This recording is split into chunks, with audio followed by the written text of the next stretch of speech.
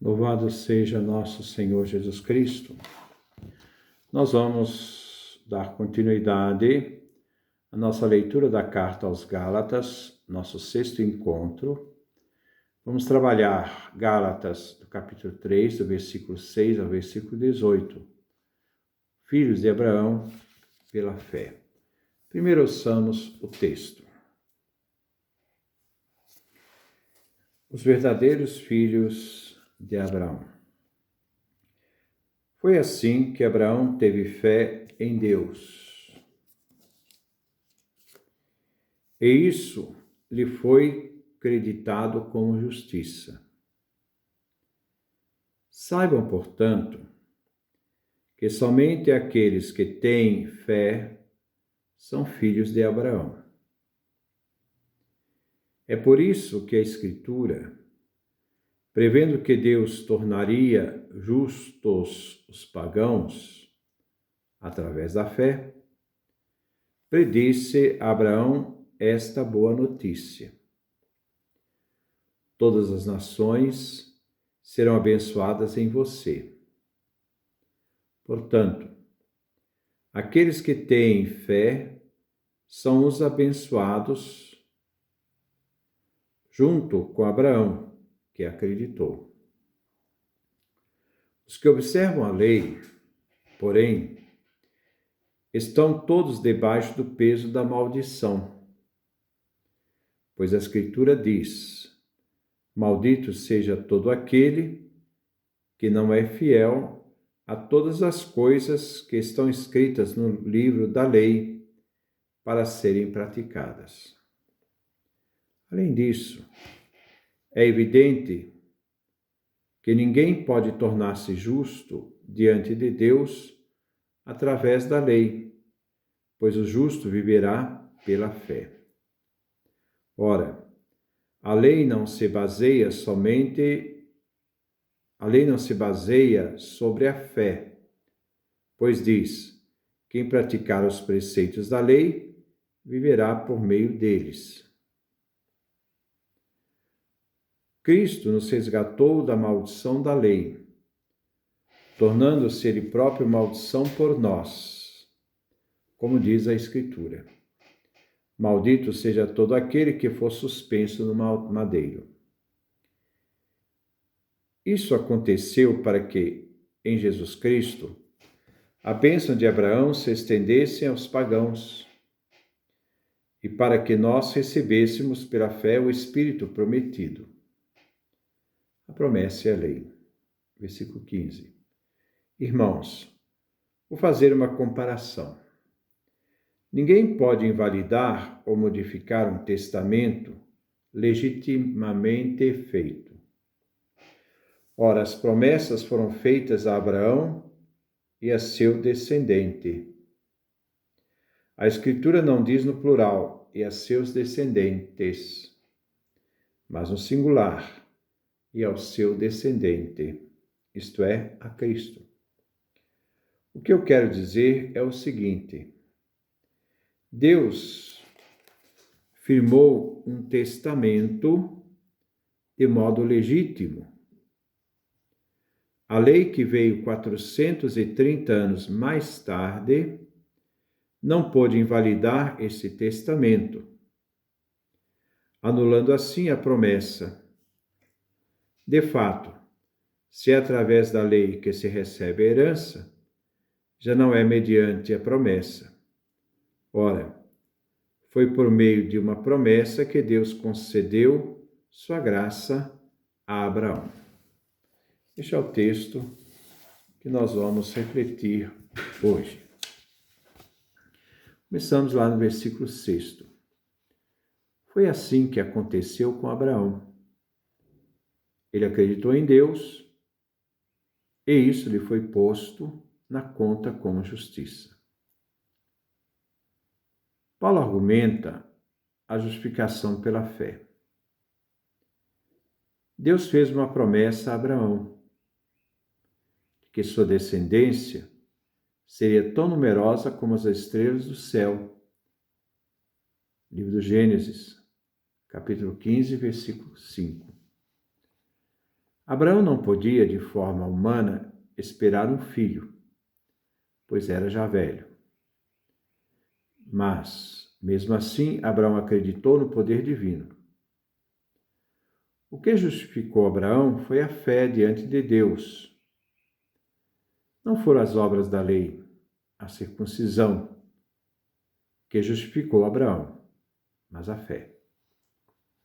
Abraão acreditou em Deus, em sua promessa. Deus olha para a adesão à sua palavra, a palavra da promessa. E todos que creem são filhos de Abraão. Versículo 7. Saibam, portanto, que os filhos de Abraão são aqueles que têm fé. Os filhos de Abraão não são os observantes da lei de Moisés, mas aqueles que têm fé. Pois o que caracteriza Abraão é a fé.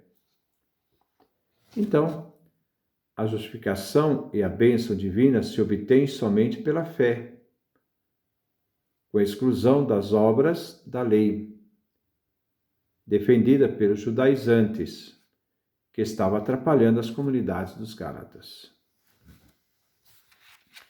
Versículo 8. A Escritura tinha previsto que Deus justificaria as nações através da fé.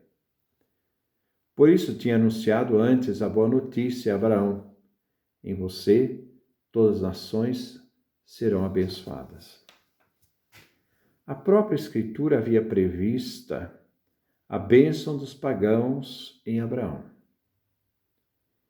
E o que hoje acontece com os Gálatas e gentios, Deus está abençoando a todos pela fé de Abraão. Deus abençoa os gentios, pagãos, como Abraão. Se eles crerem em Deus, serão abençoados. E os que têm Abraão como fundamento de fé são portadores da bênção divina.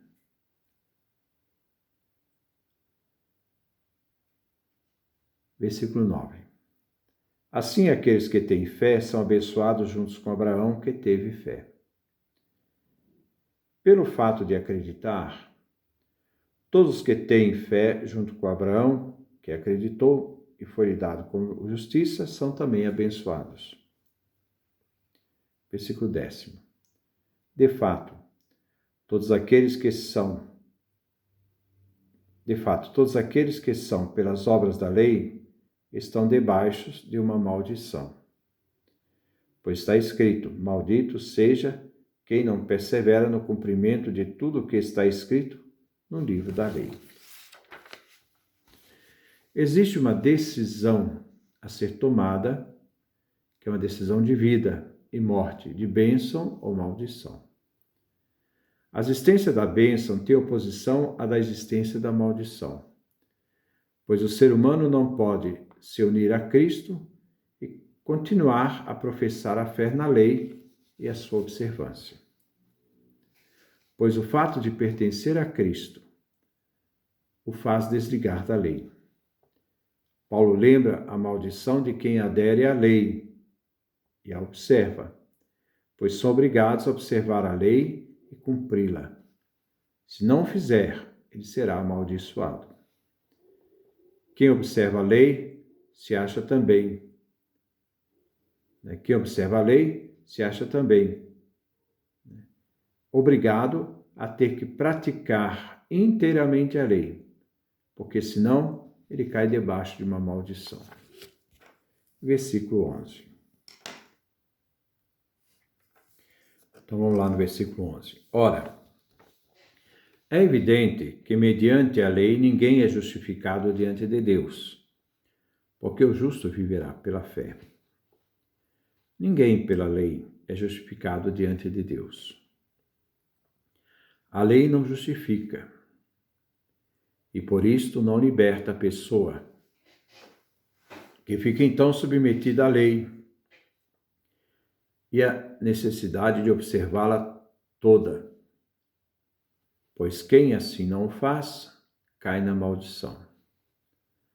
A fidelidade do homem de fé só vem vivida na fé, na observância da palavra de fé, e na sua obra de fé.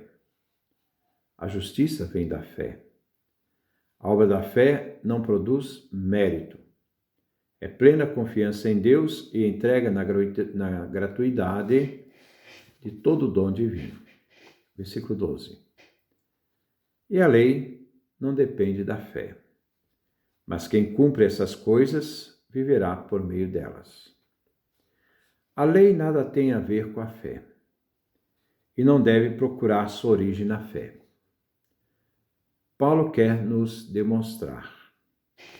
A bênção divina só pode ser obtida por meio da fé, com exclusão das obras da lei, e que o mesmo vale para a justificação.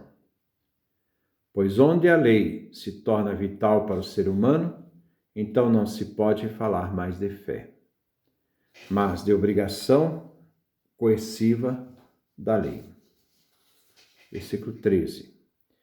Cristo nos resgatou da maldição da lei, tornando-se Ele próprio maldição em favor de nós. Pois está escrito: maldito seja quem for pendurado no madeiro.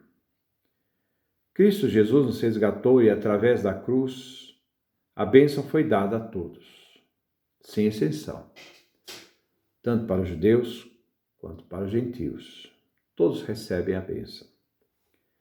Jesus se torna maldição por nós. Se todos estávamos debaixo da maldição da morte, Cristo então assumiu na cruz a maldição, fazendo-se pecado por nós. Ele que não tinha pecado, se fez pecado para nos libertar da pena do pecado, a morte. A lei afirmava que aquele que era dependurado no madeiro era um maldito. Jesus assumiu esta maldição no madeiro da cruz para nos libertar. Assim ele se torna a nossa justiça e somos justificados nele mediante a fé. Versículo 14.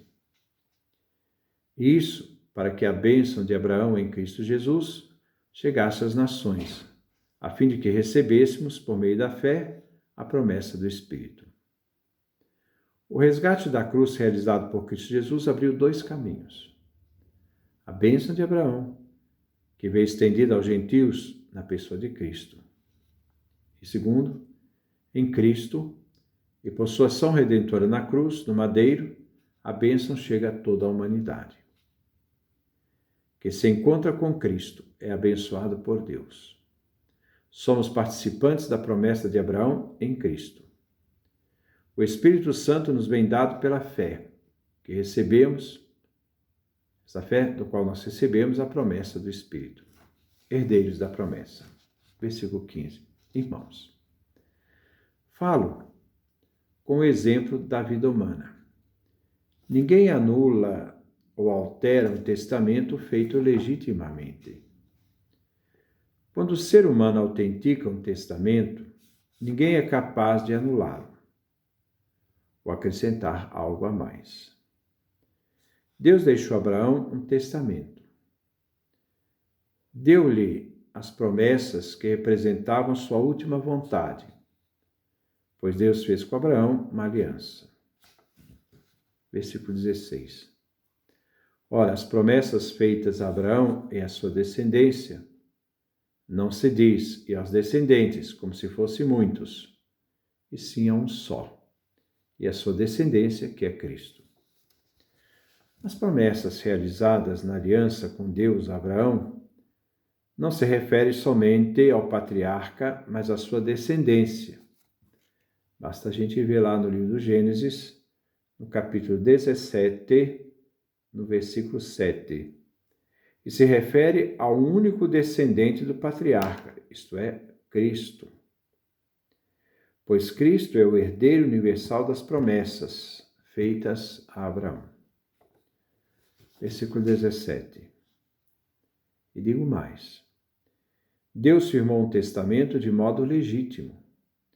A lei que veio 430 anos depois não pode invalidar este testamento, a ponto de anular a promessa.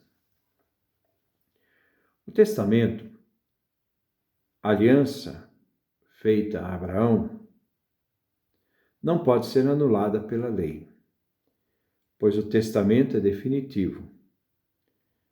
Se a lei veio 430 anos depois, como ela poderia anular a promessa de Deus a Abraão? Ela não pode. Versículo 18. De fato, se a herança vem através da lei, já não viria através da promessa. No entanto, foi pela promessa que Deus concedeu a graça a Abraão. A herança não vem por meio da lei, mas a herança veio pela promessa. Pois foi esta promessa que Deus concedeu a Abraão, a graça. E esta não foi cancelada pela lei. Isto é, esta promessa, ela não foi cancelada pela lei. Depois nós vamos dar a continuidade a essa leitura desta carta aos Gálatas. Que Deus nos dê a sua graça, a sua bênção, a sua face resplandeça sobre nós.